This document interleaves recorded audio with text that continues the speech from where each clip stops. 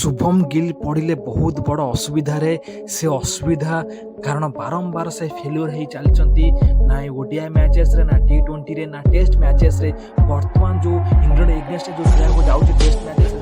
प्रथम प्रथम innings 22 run तापर 0 रन मतलब यही भाव में बैटिंग 10टा इनिंग्स कथा आसुचे 4 22 21 0 2 4 यही भाव में बैटिंग परफॉर्मेंस चलती बहुत खराब फॉर्म चलती कारण रणजी ट्रॉफी में बहुत भल भल परफॉर्मेंस कर सरफराज खान नापाई पूरा ऑडियंस जिति धरते बर्तमान आप जानते इंग्लैंड एगेंस्ट बहुत खराब फॉर्म चलती कौन बैटिंग रे ना फील्डिंग रे कौन प्रदर्शन भल करूना शुभम गिल। इतने शुभम गिल बहुत बड़ असुविधा पड़ी निजे सुनील गावस्कर कहते ये कौन खेल आसी कौन नाटक करने